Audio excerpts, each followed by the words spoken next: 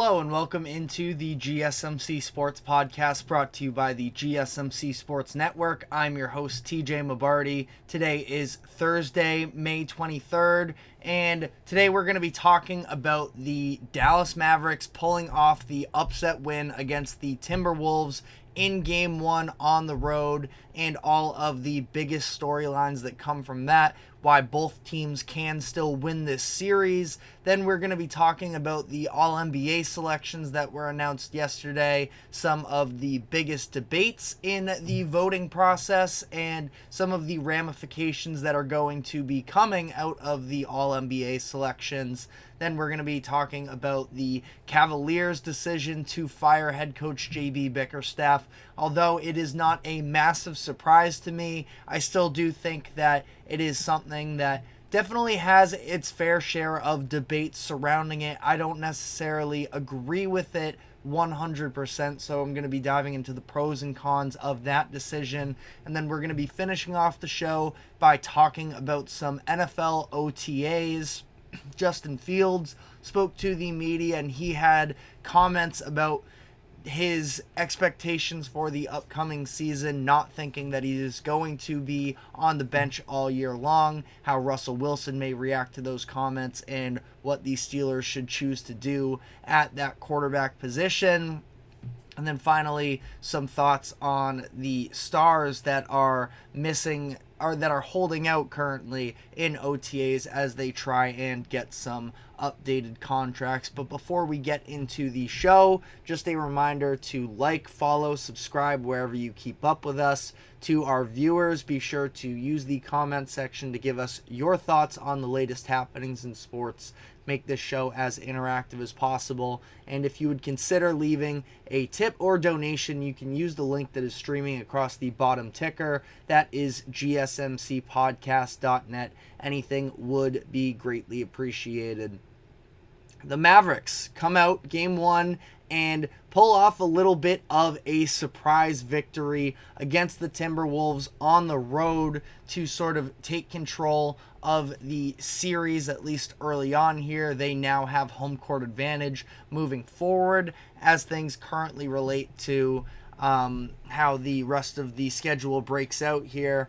But this was, once again, another incredible Kyrie and Luka sort of 1-2 punch taking place. It was actually a little bit inversed as opposed to what we normally see, where it is Kyrie sort of hanging back a little bit more in the first half and getting himself going in the second. He was ultra aggressive in that first half. He seemed just to be a little bit quicker than maybe this Minnesota defense, which is tremendous, and I think there are a number of adjustments that they can make, but they didn't seem like they were ready for sort of the speed of Kyrie Irving. He got cooking in the first half, scored 24 points in that half with Anthony Edwards as the primary defender, and Kyrie he had a lot of success against Ant, where at least in the first half he was 4 of 5 with Ant guarding him. It was also a little bit interesting hearing his post-game interview he did with the TNT crew. Charles Barkley asked him about the comments that Anthony Edwards made the other day, where he was excited to be able to guard Kyrie Irving, and Kyrie just sort of laughed it off a little bit, did say that it was somewhat of motivation. Now again, maybe it was a lack of preparedness from the Minnesota defense. Maybe it was Kyrie understanding that feeling a little bit challenged, maybe, that he had to go out there and sort of give it to Anthony Edwards and that Timberwolves group. But he ends up with a good game alongside Luka Doncic. The two of them combined for, I believe it was, as I double check my math here, 63 points in this game. And really it was Luka who sort of came in that second half, like I mentioned, and did a lot of the heavy lifting in this reverse roles type situation, where he was just a flat out closer, scored 15 points in the fourth quarter. He was really running the show for the run that the Mavericks went on in the beginning of the fourth quarter, and then really that crucial sequence that he had with just under a minute and a half left in regulation, where the Mavericks had what I thought was just a beautiful defensive possession all around, where they were fighting off-ball screens to take away the Karl Anthony Towns shot, the back-end rotations, and then ultimately it ended up with Conley on the wing with Derek Lively guarding him. He was able to get past Lively, and in theory, the fact that their center was now behind everybody on the offensive side of the ball, Mike Conley went for the lob to Rudy Gobert, and it was Luka Doncic stepping up and batting that pass away, results in a turnover. Mavs call a timeout, and on the other side, he waves off a Derek Lively screen and takes Jaden McDaniels in isolation. An All-NBA defender in Jaden Daniels was selected to the second team yesterday and ends up hitting that step-back fadeaway mid-range shot that put them up 2 possessions. So that was really incredible, I thought. And for Luka, we hear so much about his improvements on the defensive side of the ball, and even still, I feel like I was very frustrated with Luka for a lot of this game because of some of his defensive efforts, where I do think that obviously when you talk about Luka, you're talking about him for his offense first, and he was incredible even before he got his scoring going. The passing and the playmaking with him is just so elite. It really is so much fun to watch. And that being said, on the defensive side of the ball, I was frustrated with him because it looked like to me there was a clear lack of effort and attentiveness maybe on some of the off-ball plays where he was just lazy closing out on perimeter shooters. Jaden McDaniels was one of the players that he was primarily matched up against, and when Jaden was getting going, it was because Luka was giving him a lot of shots. Now, something that it seemed like for this Mavericks team as a whole is they were going to be a little bit more willing to give the majority of shooters space. Karl Anthony Towns was really the one guy I thought they made an extra effort to make sure they were guarding on the perimeter, but outside of him on these pick and roll plays, they were dropping under the majority of those types of situations, and they tried to take away the paint, which is exactly what we saw them do against Oklahoma City,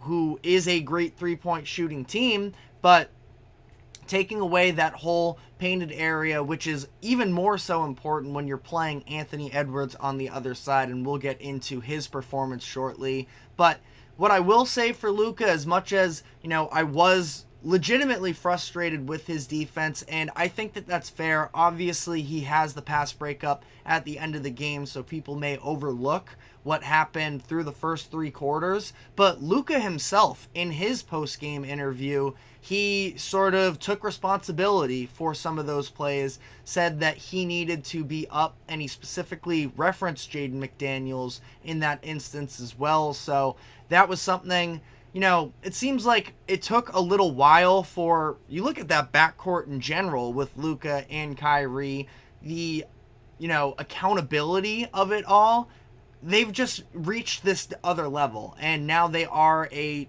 true finals contender. And, part of what baked into them being able to have so much success in this game was the fact that on the other end, as much as is, something that we talked about headed into this series, was the fact that Minnesota is a bigger team than Dallas with Rudy Gobert and Karl Anthony Towns. And despite that, they were able to drastically win the points in the paint battle, where the Mavericks ended up scoring 62 to Minnesota's 38. And that was sort of baked into a couple things. Like I said, Mavericks have been incredible through this postseason run of protecting the paint on the defensive side of the ball. But offensively, where it seemed like it was very possibly going to be harder, one of the other things we talked about headed into the series is what is Rudy Gobert going to look like now that he doesn't necessarily have the same type of other player that he can match up against and have to be pulled out a little bit more.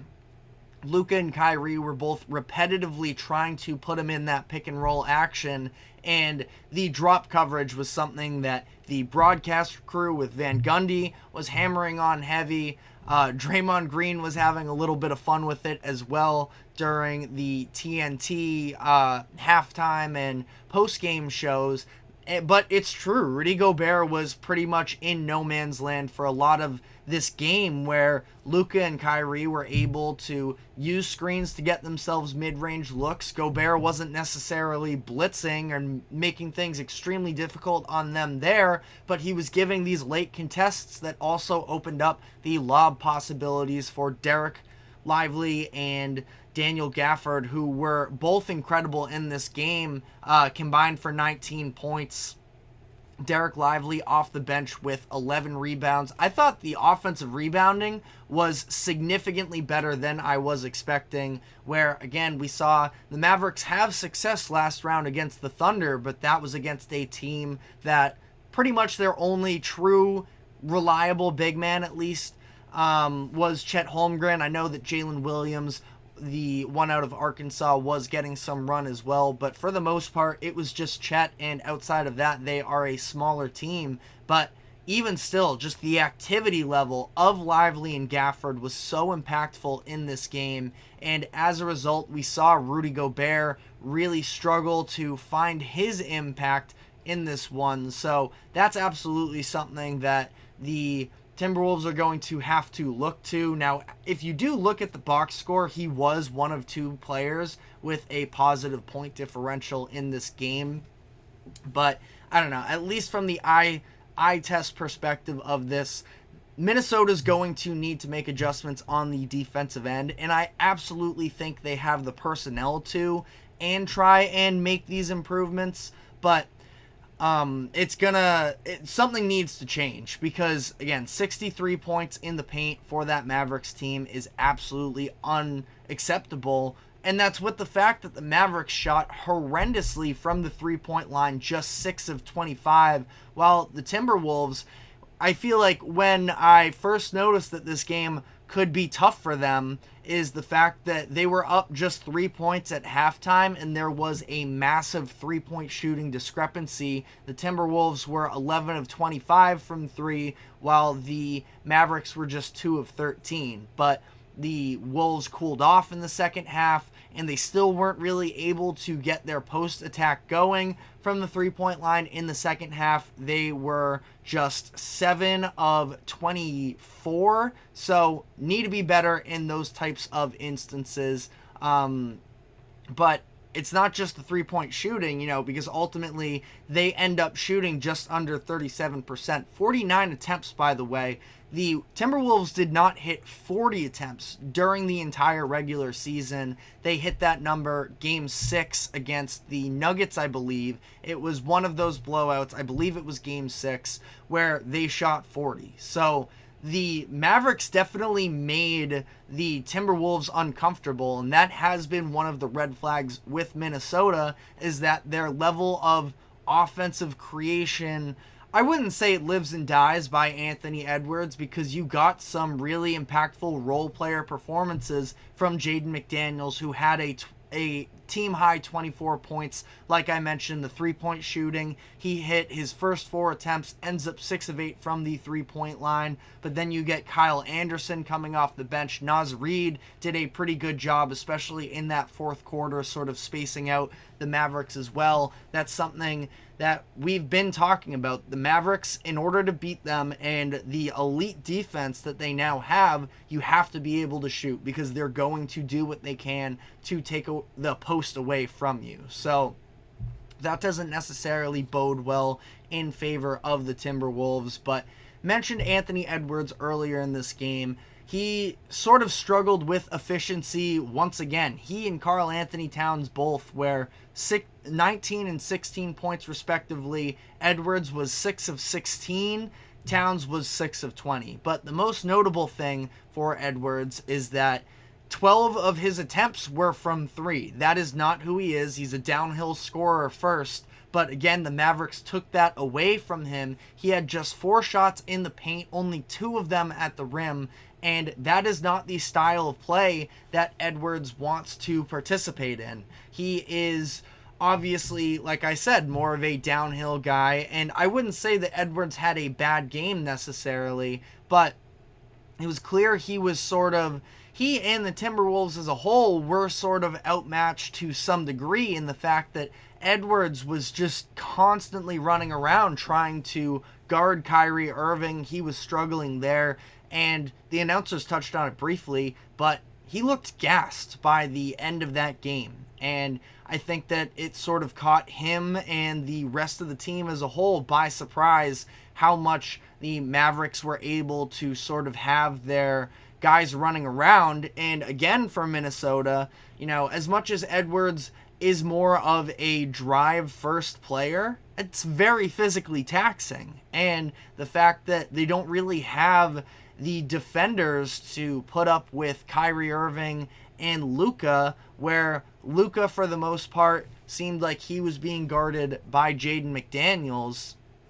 I don't really know who that option is for Kyrie, because Mike Conley isn't necessarily a defensive option in that sense, and it's kind of has to fall on Anthony Edwards. But if that's the case, then who is going to be able to pick up the offensive load? That feels like an area where Karl Anthony Towns has to do better. But again, ultimately, both teams can be talking themselves into this is their series moving forward. The Mavericks feel like there was such a wide margin in terms of three-pointers made. The Timberwolves hit 12 more threes than them. The Mavs themselves shot 24%, so you have to imagine that is going to be better.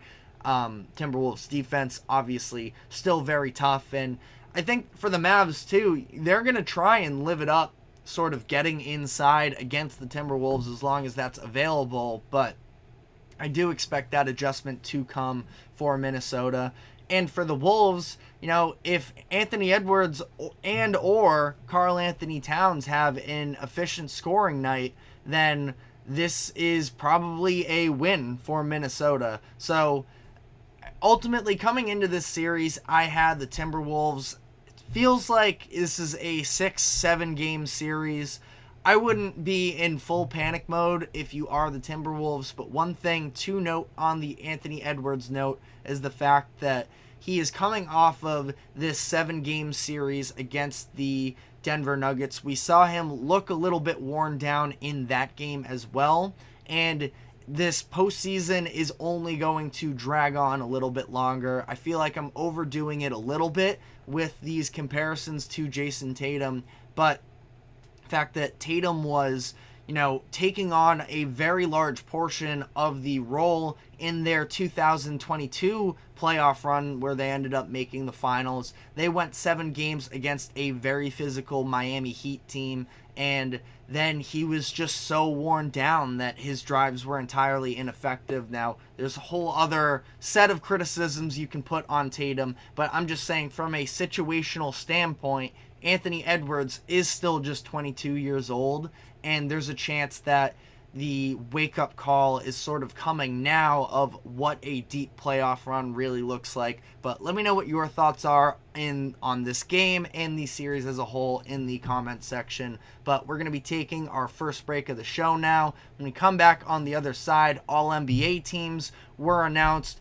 Jason Tatum versus Jalen Brunson, some debates around the third team as well, and some of the financial implications for these selections. We're going to be diving into all of that, so stick with us, and we will be right back after this quick break.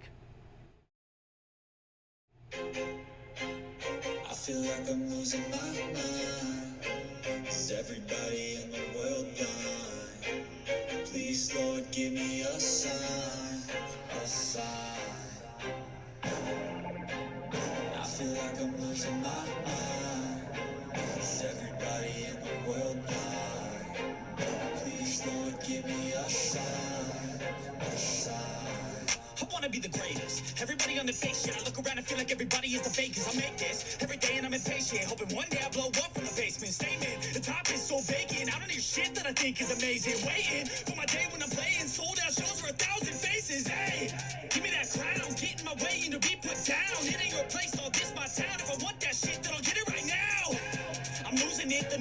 some losing shit. A stupid myth. You choose to live or choose to dip. You choose to fight or lose your grip and lose a gift. Oh. I feel like I'm losing my mind. Is everybody in the world blind? Please, Lord, give me a sign, a sign. I feel like I'm losing my mind. Is everybody in the world blind? Welcome back into the GSMC Sports Podcast. Moving on now to the All-NBA selections that were announced yesterday. We have a handful of things to dive into. So just starting out here, first team, Shai Gilgeous-Alexander, Jason Tatum, Luka Doncic, Giannis Antetokounmpo, and Nikola Jokic. All pretty straightforward in my eyes. I think that first off, SGA and Jokic, both unanimous first-team selections. No surprise about that. Luka Doncic was one vote off of the unanimous status. He had 98 first-team votes, but one second-team vote. So, not really sure what the case for that is. I'm curious if we'll get any answers on that. But those were all no-brainers. Now, Jason Tatum and Giannis, I think, are both deserving. They are who were on my selections headed into this whole process. But the love for Jalen Brunson that had built up during the final month or so of the season did make it at least somewhat of a debate. Ultimately, when you look at the voting, Jalen Brunson, well, you look at the closest to, because as much as there were a handful of people that were sort of calling for Giannis to not make the first team, he was dealing with the injury down the stretch of the season. The Bucks were an underperforming team based off of expectations coming into the year, but I have no doubt in mind with the level of efficiency and effectiveness that Giannis played this season, I had no problem whatsoever. I really didn't think it was that much of a question, but there is a case to be made for Jalen Brunson over Jason Tatum. Ultimately, Tatum got 427 points in the voting format that they do. Jalen Brunson had 368. So ultimately, it wasn't all that close. Tatum had 28 more first team votes, and I've already talked to a handful of Knicks fans in my life about this idea. Our host here at the GSMC Sports Network, Nelson, who runs the basketball podcast, he immediately reached out to me and one of my other Knicks friends as well.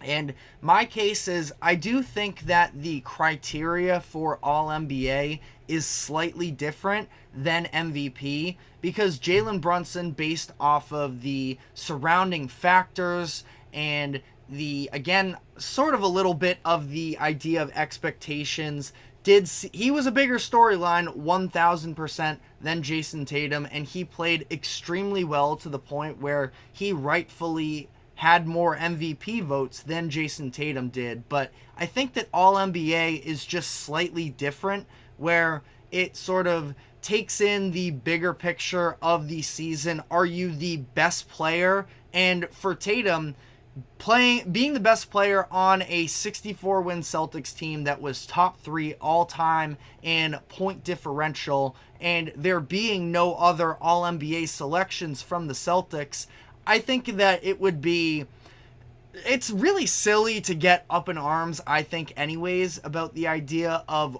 what your placement is on All-NBA. But, again, I think that especially sort of taking in the full circumstances surrounding both of these players, I personally just feel like Jason Tatum was very rightfully deserving of that first team spot, and Brunson, if he made it, I don't think it would have been an atrocity by any means, but I fully defend the voters who decided to go Tatum over him. But let me know in the comments section, because I know that is definitely a point of contention for a lot of people. But Brunson was joined on that second team by Anthony Edwards, Kevin Durant, Kawhi Leonard, and Anthony Davis. I feel like, and we've talked about this at length already when talking about the other awards that have come out. The fact that it comes out all this much later after the regular season just sort of skews in these other postseason narratives that come into play. I do think that Kawhi Leonard was deserving of All NBA second team specifically as well, but because of the fact that he wasn't able to go in the postseason, I think a lot of people are a lot more down on him. But he was tremendous through the first half of the season. He wasn't bad in the second half of the season, but I mean, we were seeing efficiency levels from Kawhi that we've really never seen other than maybe the 2019 Toronto season. But I had no problems with the second team generally. Third team was LeBron James, Steph Curry, Domantas Sabonis, Tyrese Halliburton, and Devin Booker. Now, this is where, again, you get to the bottom of the list. That's where the debates really start to come in a little bit more. Ultimately, I can't be all that mad with the voting as a whole. Now, I did, and possibly it's my Celtics bias. I acknowledge that, but I don't know necessarily if I would have considered Tyrese Halliburton to be an All-NBA player this year because of how much he struggled in the second half of the season. Now, he was really impactful in that first half of the year, and ultimately we're seeing, some of the highs of his postseason as well. So I don't think that this is also any situation where it is this massive misjustice, but I don't know. I wouldn't have put Tyrese Halliburton on my ballot. I did not. But he actually wasn't even the lowest total in votes for players that made it. Devin Booker actually had less votes than him, which I can also understand a little bit. But I sort of defend Devin Booker. The Suns season, as much as, again, they were, a 6 seed, wasn't all that impressive necessarily from a regular season standpoint if you look at the standings alone, but they still won 49 or so games during the regular season. Devin Booker took on an enhanced role as their sort of de facto point guard, so I sort of stand by this one as well. But Jaylen Brown having the type of season he did and doing so with a huge improvement on the defensive side of the ball, where he got some votes as well for All-NBA defensive team, I probably would have leaned with a guy in Jaylen Brown who was tremendous defensively, had his most efficient year of his career while still averaging 23 points per game, and like I mentioned, that defense. But ultimately, again, it's not that big of a deal. And also Tyrese Halliburton,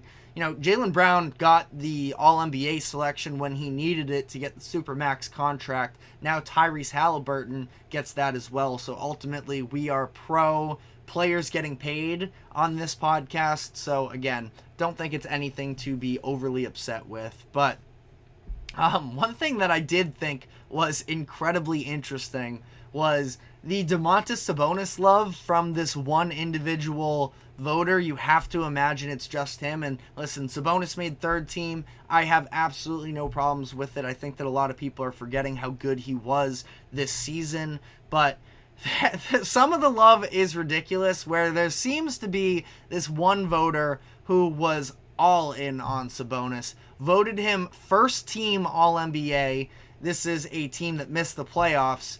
First team all defense, and had him on the ballot for MVP and Defensive Player of the Year. I think that's just crazy to me, especially some of the defense accolades with this, because as much as I like Sabonis, I understand that rebounding is a part of defense, but at the same time, definitely not who I would try and build around from a post-player perspective if I'm trying to build a juggernaut of a defense. But just thought that was something that was pretty funny to note on. But some of the contract ramifications, like I mentioned, Tyrese Halliburton makes the All-NBA team, headed into his offseason where he's eligible for a contract extension. He and Anthony Edwards are both on this same boat, so they are eligible for contracts that are 30% above the standard max value with their selections to these All-NBA teams. Now, we don't know exactly what the number is yet. The salary caps for next season will not be decided until July, but the projections are that it's going to be around $245 million. So, some quick math there. If we're talking a 5-year deal, that's about $49 million per year. Probably probably more than that, because I think the salary is going to jump maybe slightly more than some of the initial projections. But it's a lot of money for these players, but they are fully deserving of it, and I do sort of stand by, again, their selections. Tyrese Halliburton was a little bit more questionable, but ultimately, I think that you can't complain all too much. And then the last couple interesting notes on the financial implications of these selections is Luka Doncic and Shai Gilgeous-Alexander, who both are not actually available, or eligible, I should say, for extensions until next offseason. But with these selections, also, by the way, Luka, and I should have mentioned this at the top, 5 all-first-team selections in the first 6 seasons of his career. Just unbelievable. And that's where, granted, I want to put it out there that I haven't read the full article just yet, but The Ringer ranking him 4th on the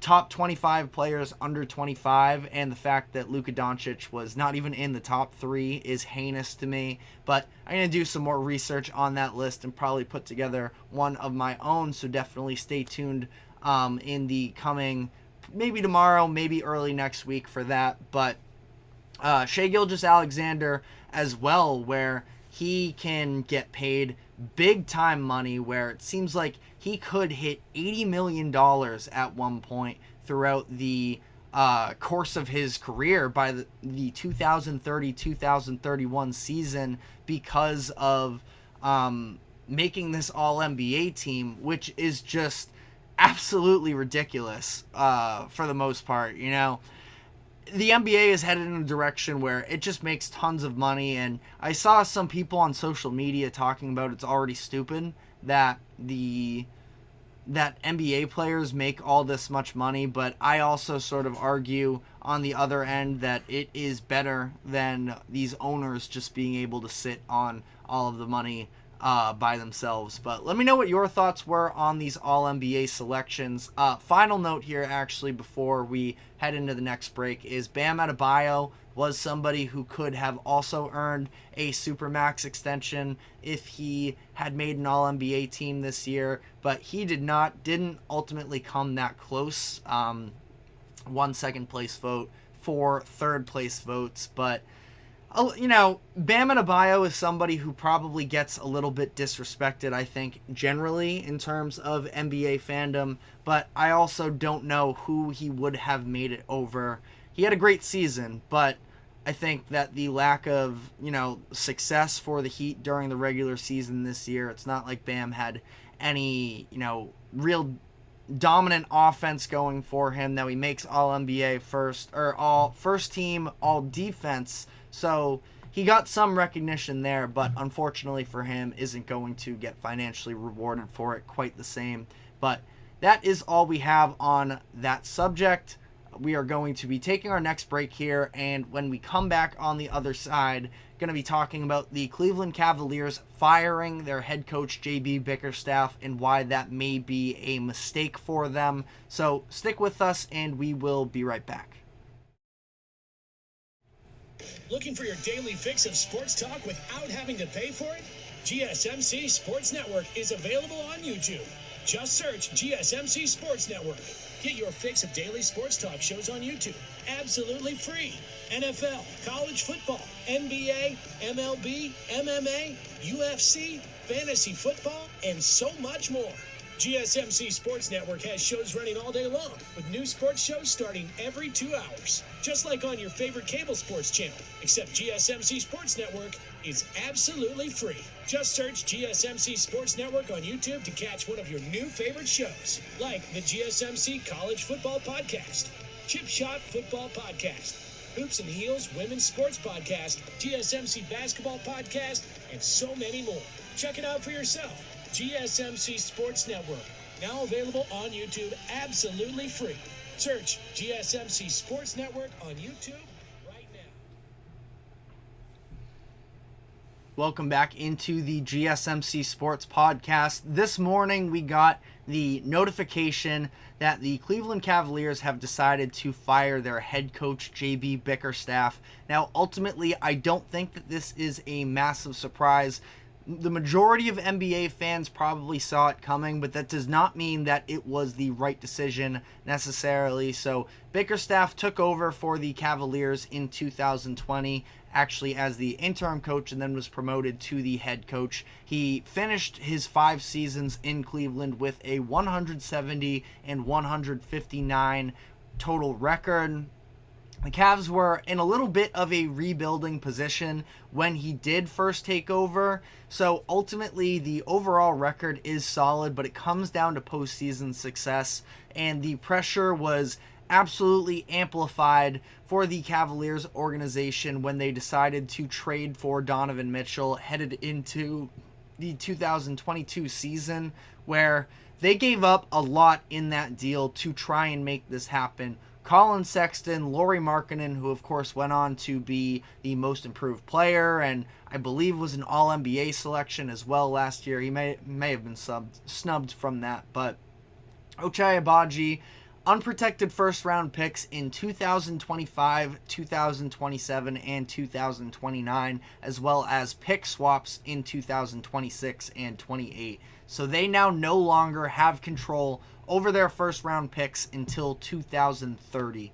And like I said, that absolutely ramps up the pressure on an organization to have postseason success, and that is where the Cavaliers came up short, where last year they were knocked out of the first round by a lower-seeded New York Knicks team, and this year they lost in 5 to the Celtics in the second round. Now, albeit that is without Jarrett Allen for the second half of the Magic series, and without Donovan, and the entirety of the Celtics series, of course, and then losing Donovan Mitchell after Game 3. So I think that a lot was sort of being asked of JB Bickerstaff to overcome the injuries in this postseason, and I just think in his position in general, where the fit of the roster, it's something that I've been talking about for the past year headed into this past season. I don't see it with them. There is a glaring problem with sort of redundancy between Donovan Mitchell and Darius Garland. Specifically, we've seen the growth of Darius Garland be a little bit stunted, having to play more off ball. Donovan Mitchell is, technically you would call him a shooting guard, but he is very hands-on as well. Doesn't play off the ball quite as well, and I think that that's fine, but is something that I would maybe see. I think it would be really beneficial for Mitchell if he could learn to be a little better off ball, but that's sort of nitpicking because we already know he's an incredible player. He probably would have been All-NBA if it weren't for the injuries that occurred during the regular season. He wasn't eligible for an All-NBA selection. But as for the construction of this roster, like I mentioned, the backcourt, the front court as well, with Jarrett Allen and Evan Mobley, neither one of them really able to space out the floor, caused a lot of sort of disjointed offense. They were tremendous defensively, but again, offense just was not good enough. And I think that ultimately, headed into the 2022-23 season when they first put this squad together, I fully understand playing that out. In the offseason, I would have preferred to see them make a move, and if not then, at the trade deadline, again, I don't know exactly what the move would have been. I've talked about in the past, I think there are plenty of teams that could benefit from having a Jarrett Allen, and I don't anticipate them having all 4 of those players that I named headed into next season, but I think that at the trade deadline, they probably may have made a move if it weren't for the fact that they were in the midst of a 16-1 stretch over the final month. It was the beginning of January to February 8th when the trade deadline occurred. They were on that 16-1 stretch led by Donovan Mitchell, and that was despite some of the injuries, which I do think is a little bit indicative of the fact that the fit with that team isn't necessarily there. But they were at the 2 seed at the time. They end up being the 4 seed this year. So, a pretty successful regular season, I would say, despite not exactly looking tremendous. And then they go on to win a playoff series, the first time the Cavs have won a playoff series without LeBron James since 1993, for whatever that's worth. But Again, I wasn't surprised that JB Bickerstaff was fired. The Cavaliers definitely need to shake things up and make improvements, but I don't know if this was necessarily the direction to go with them. And like I mentioned, I don't think this is the final move they are going to make here. But at the same time, I do definitely have concerns for them, especially with the lack of sort of known quantities of head coaches that are available as things currently stand. Shams Charania of The Athletic put out a report earlier today that the top two names for them are Kenny Atkinson and James Borrego. Adrian Wojnarowski also threw out the name Atkinson, so maybe that works. Atkinson has a connection with a couple players on the Cavaliers in Jarrett Allen and Karis LeVert, but we saw the Bucks try and make a big-time move last year by firing Mike Budenholzer, who my feelings on him are pretty well documented. Definitely not my favorite coach in the world, but is absolutely capable. And I don't know. I mean, JB Bickerstaff, Cavaliers fans would know sort of more of the intricacies than I would. I thought that last year against the Knicks, that was a really bad showing. So I'm not necessarily fully defending Bickerstaff in terms of this is 100% a mistake for them. And maybe it just was time. Again, 5 years is a pretty long sample size to have with an organization. Sounds like maybe there wasn't a great relationship between Donovan Mitchell and JB Bickerstaff, but I don't know if I would be fully catering to Mitchell until he fully, comes out and says that he's going to have a commitment to this organization for the future. But let me know what your thoughts were in the comment section. Again, it wasn't necessarily an easy decision either way, and I'm not surprised, and this could end up being the right move for them. That's why having these injuries that sort of lead to your dismissal of the postseason, and I think the Cavaliers would have lost to the Celtics anyways, but it does sort of, at that point, what was Bickerstaff supposed to do when Donovan Mitchell and Jarrett Allen, and then you go into the final game as well and you lose your best piece off the bench in Karis LeVert? I just don't know what else would have really been expected for them, and Cavaliers are going to have moves to be made going forward. We already talked at length about some of the different rumors that have come out, Garland potentially asking out. And again, I think that they're going to have to choose probably 2 out of those 4 players, one of the guards, one of the centers, to try and build around long term. And doing so without any of their first round picks for the remainder of the decade. But let me know what your thoughts are in the comment section. We're going to be moving on to some NFL talk, though, when we come out of the break. Justin Fields made some comments about his expectations for the upcoming season, and spoiler alert, it is not to be sitting on the bench all year long. So we are going to be diving into that when we come back in just a brief moment here. Stick with us. We'll be right back.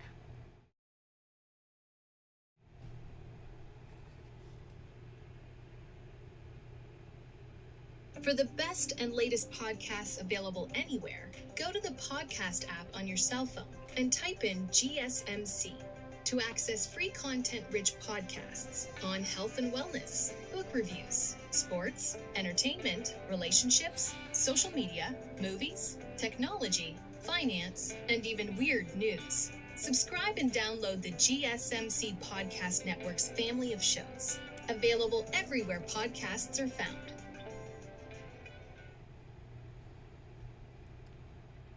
Welcome back into the GSMC Sports Podcast, where we're going to be shifting gears a little bit now to the NFL, where we have OTAs currently going on. We have some media sessions, and at one of these media sessions, Justin Fields talked to 93.7 The Fan, who got a quote on his approach headed into this season. He said, quote, "I'm taking it day by day. I'm definitely competing. Russ knows that. We're competing against each other every day. Him being out there for me helps me getting better. I definitely don't have the mindset of just sitting all year. I'm coming in every day, giving it all I've got, pushing him to be his best, and he's pushing me to be my best every day. So definitely not any type of animosity, it sounds like, in that quarterback room. These are two players who are very highly regarded by a handful of NFL fans and have had plenty of expectations put on them through their NFL careers, obviously at different points in their career, but two players who were sort of viewed this offseason, you could tell by the market for them when they were available, that they are a little bit of expired goods and that their best years are behind them and they're not necessarily worth investing all that much into. And now they are playing with one another in Pittsburgh, but obviously when you talk about quarterback versus every other position on the field, there is no splitting snaps. So it is an everyday competition between these two players, and there is obviously a lot of debate as to who should be the starter moving forward. I think that the primary goal for the Steelers headed into next season is going to be having success in the individual season. Obviously, that's not any type of a crazy statement. I more so mean, Justin Fields, I do think still has a potential future in the NFL, but the Steelers are not here at this point to sort of build up what the future of the organization looks like. Mike Tomlin is headed into his final season of his contract, and he is trying to go out there and win. And that goes for the remainder of that roster as well, where this is a win now, figure out the logistics later. They won 10 games last year, and that was with having very, very subpar quarterback play throughout the season. Now, I still feel like a lot of that does fall on the shoulders of Matt Canada, who was their offensive coordinator for the majority of the season. They rightfully did fire him during the course of the year, so they end up completely cleaning house with their quarterback room. Kenny Pickett, Mitch Trubisky, and Mason Rudolph all off to different destinations during the course of the offseason. So now it's Wilson and Fields, and like I mentioned, a lot of questions around where these players are at in their career. For Russell Wilson, is he still capable of being a starting winning quarterback, where his time in Denver was definitely not good. And I know that a lot of people are looking back on the numbers of, the Broncos ended up winning 8 games. They were in the playoff hunt by the time that the Broncos chose to bench him. But I've talked about this before. I thought they were winning, but not because of Russell Wilson. The defense was putting up an unprecedented turnover differential, which, to be fair, the Steelers have one of the best defenses in the NFL in my eyes, and it's very possible that all they need is somebody who can move the ball some and not turn it over, which is sort of what fits into what Russell Wilson, I think that at his best, could still be. I don't think that he is someone who is still going to be pushing the ball downfield at a, very extreme rate. But if he can just be composed, smart in the pocket, make the right plays, the Steelers can be competitive in that AFC North division once again. Again, the fact that they made the playoffs last year under all of those circumstances, they were, I think, outgained in pretty much all of their games when Matt Canada was their offensive coordinator. They finished with a 10-7 record despite a minus 20 point differential. I mean, all of it together, I think, shows that the Steelers can be in a competitive position here.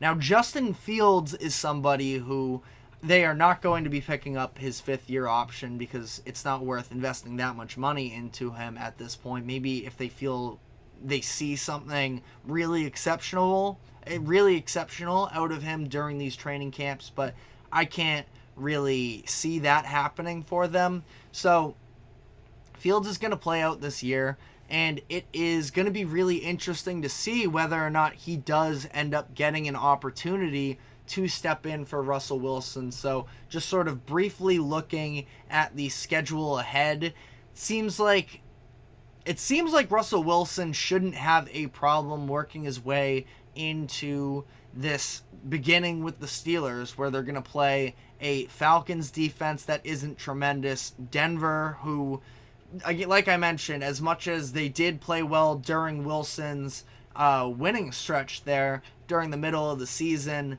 and they did make improvements as the year went on, we know that the overall talent there isn't necessarily tremendous. This is the team that let up 70 points last year. But Chargers, the Colts, as the first 4 games, I think that Wilson can sort of get his feet wet in this Steelers offense and, try and work themselves into it. The thing is with them is that the second half of the season is basically all divisional games, where they don't play a single opponent in their division until week 11, and then from there it is the AFC North gauntlet.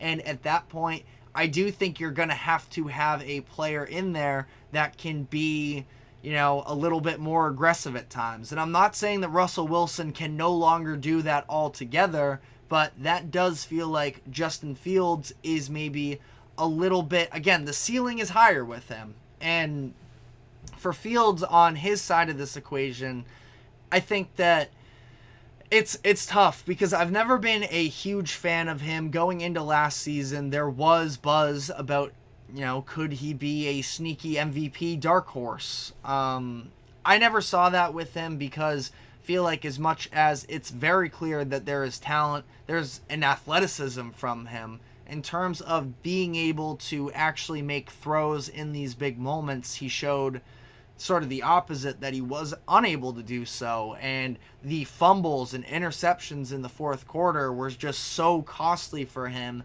that I don't know. It's tough, because I thought he showed a lot of improvement last year. But again, some of the consistency with his throws and not necessarily being able to come up in those big moments definitely dinged him. So Russell Wilson, in my eyes, is going to be their starter for the majority of, if not the entire season. And it doesn't mean that I'm fully out on Justin Fields and that he couldn't ever find his way back into a starting role. But I just feel like it's sort of tough to imagine the Steelers where they are currently at in terms of trying to be ultra competitive this season and prove that Tomlin is still the coach for the job, that they've had a lot of noise come out of their locker room over the past couple years, that there is a level of professionalism in one of the greatest franchises in the history of the NFL, that they are still in a good place. But let me know what your thoughts are in the comments section. We have plenty of time to sort of dive into the entirety of this quarterback debate. This will not be the last time we talk about it here on this show. And as things currently stand, I'm leaning with Russell Wilson, but I have not been a Russell Wilson fan whatsoever over the past year or so. So I myself am conflicted, but we are going to be taking our next break here, and when we come back on the other side, want to briefly sort of touch on some of the key stars that are holding out of OTAs through the first couple days as they are looking to get some contract extensions, and which of these players will be the most impactful if they were to miss time. So stick with us, and we will be right back.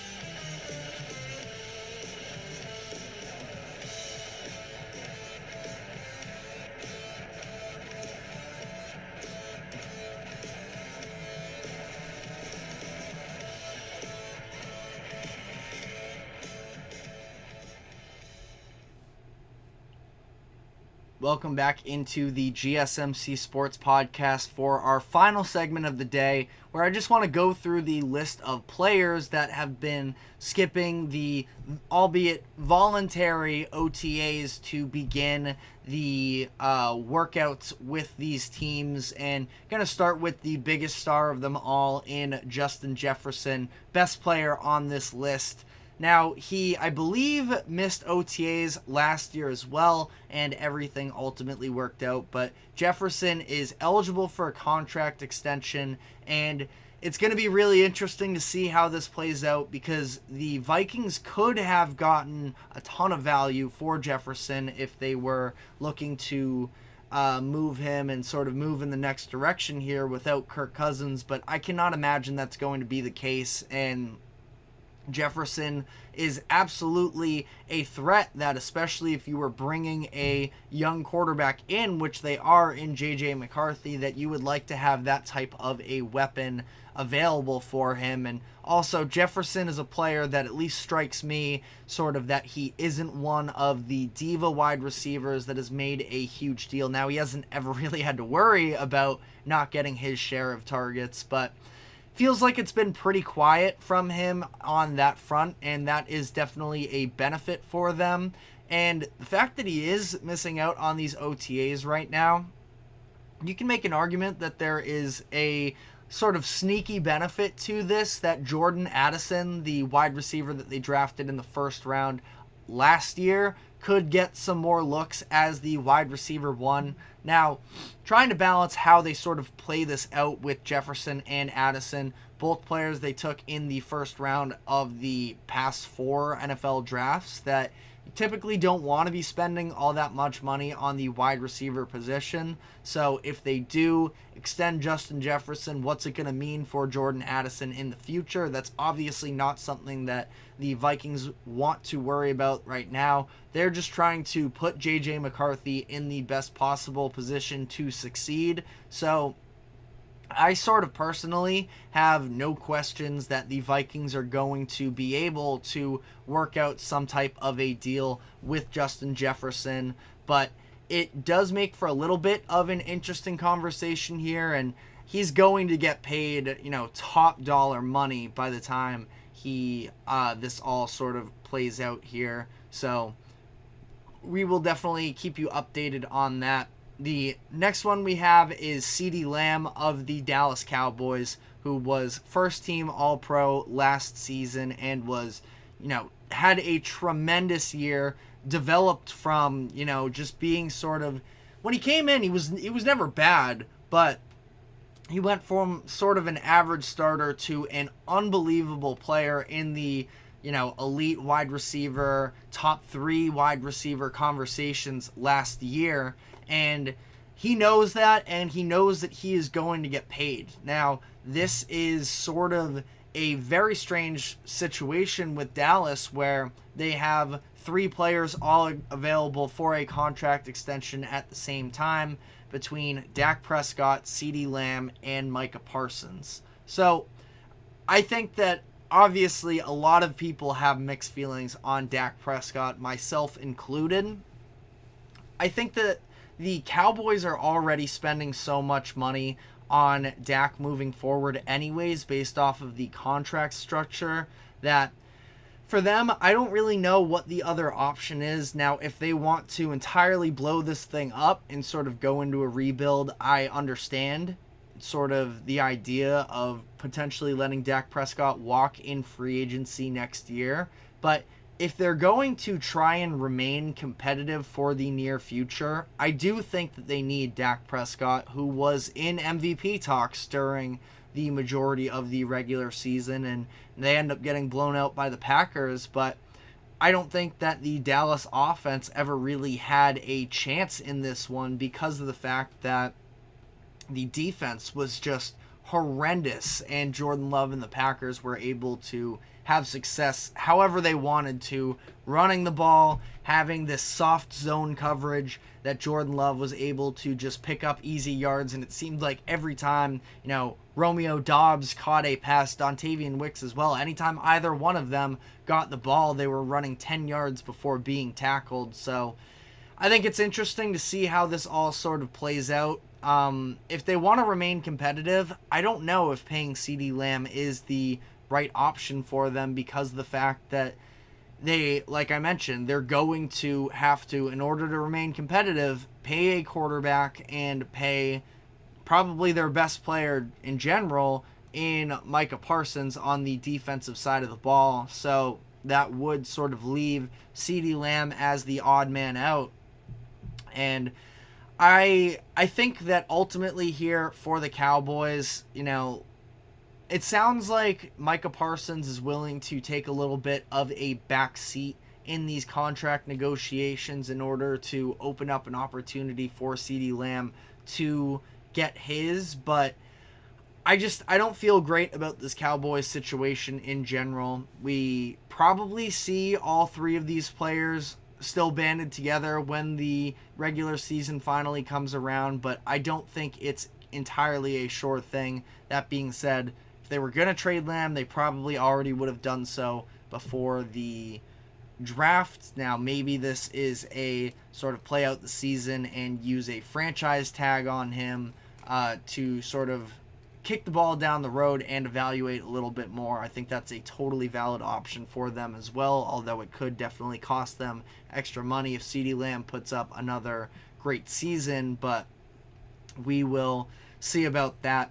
T. Higgins, another player that we've talked about sort of at length here over the past couple months or so, where Higgins has openly requested a trade multiple times, has gone on the record that he is frustrated with the situation there in Cincinnati, that he and the front office are very far apart in terms of the situation, in terms of how much he should get paid. I believe this is going to be he kind of has to suck it up, especially coming off of last year where he had career lows in a lot of statistical categories, and be that what it is, he was dealing with injuries. Joe Burrow was dealing with multiple injuries as well that helped contribute to that, but ultimately, I think that he's just going to kind of have to suck it up, and he'll probably hit unrestricted free agency next year. But that's sort of my thoughts on that. I've remained consistent there.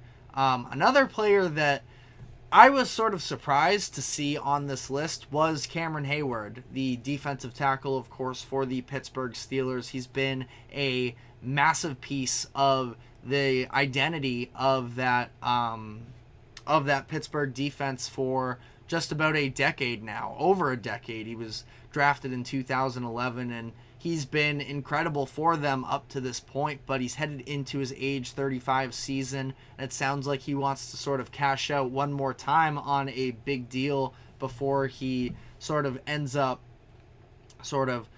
going off into the sunset and retiring. He's a crucial piece as well for the Steelers in terms of trying to be competitive for this season. I already mentioned the pressure that is surrounding the Steelers for this year, so I think that this would be something where they could probably even alleviate some of the financial pressure from them this season in order to work out something maybe a little bit more backloaded. But let me know what your thoughts are on all of these contract situations. If there's anybody else that you feel like is at a little bit of an inflection point with their franchise. But that is all we have time for today. Thank you very much for tuning into the GSMC Sports Podcast.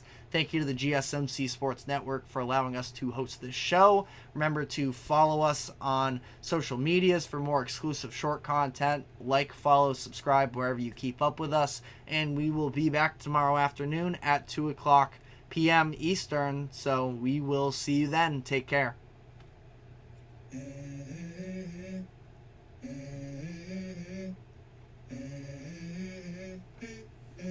Let's go. I wake up to a little bit of drool on my pillow, feel like it's gonna be a bad day. Yeah, I'm tired of shit, and the coffee ain't hit yet. Damn, ain't that great.